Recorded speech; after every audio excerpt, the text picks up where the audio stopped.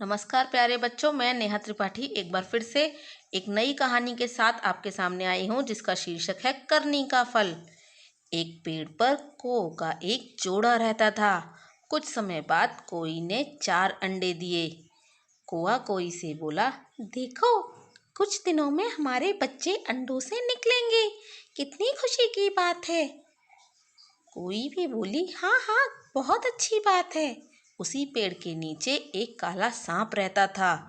एक दिन वह पेड़ के ऊपर चढ़ा, घोंसले में अंडों को देखा और बोला, अरे भाई, आज तो मौज आ गई। इन अंडों का नाश्ता करूंगा। और उसने सारे अंडे खा लिए।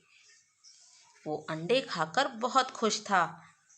पर जैसे जैसे शाम हुई, कौआ और कोई वापस आए। घोंसले में अंडों को ना पाकर वे बहुत दुखी हुए। कोई रोने लगी। कौआ बोला, मत रो, मैं समझ गया, जरूर यह काम उस काले सांप का है। कोई ने कहा, लेकिन आप उसका कुछ बिगाड़ भी तो नहीं सकते। कौआ सोच में पड़ गया। कौआ अपने मित्र लोमड़ी के पास गया और उसे अपनी दुख भरी कहानी सुनाई। लोमड़ी बोलो, अब हम उसका क्या करें? उस काले सांप को कैसे सबक सिखाएं? लोमड़ी ने कौए को एक उपाय बताया। कौआ नदी के किनारे पहुंचा। पास ही वह एक पेड़ पर बैठ गया। उसने देखा कि रानी अपने कपड़े गहने किनारे रखकर सहेलियों के साथ नदी में नहा रही है। कौआ जल्दी से जाकर रानी का कीमती मोतियों का हार उठा लाया। ये सब कुछ वह चुपचाप से कर रहा था, क्योंकि उसे सांप को सबक सिखाना था। और उस रानी के हार को लेकर वह उस तरफ उड़ने लगा जिस तरफ उस सांप का बिल था।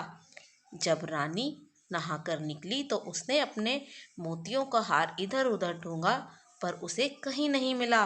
तभी उसने सिपाही को बुलाकर पूछा, अरे, मेरा मोतियों का हार कहाँ गया? देखो, ढूंढो जरा, यहीं कहीं होगा।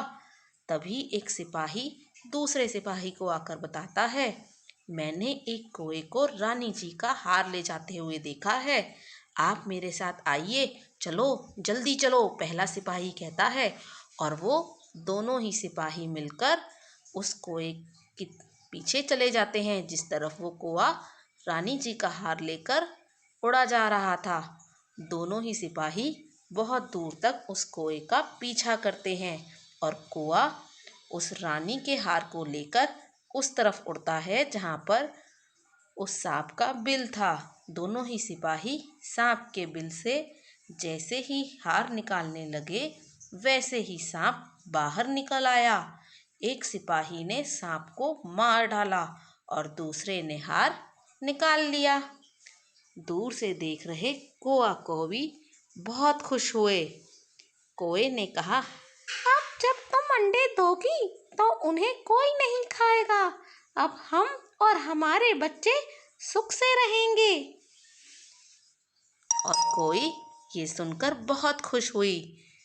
तो बच्चों, आपने इस स्टोरी से क्या सीखा? हमने इस स्टोरी से सीखा, जैसी करनी वैसी भरनी। यानी कि हमें कभी भी किसी का बुरा नहीं करना चाहिए, क्योंकि अगर हम किसी के लिए बुरा करेंगे तो कभी ना कभी हमारे साथ भी गलत ज़रूर होगा। हमें वही करना चाहिए जो हम अपने लिए चाहते हैं। आशा करती हूँ आपको ये कहानी पसंद आई हो। हम फिर मिलेंगे अगले स्टोरी सेशन में।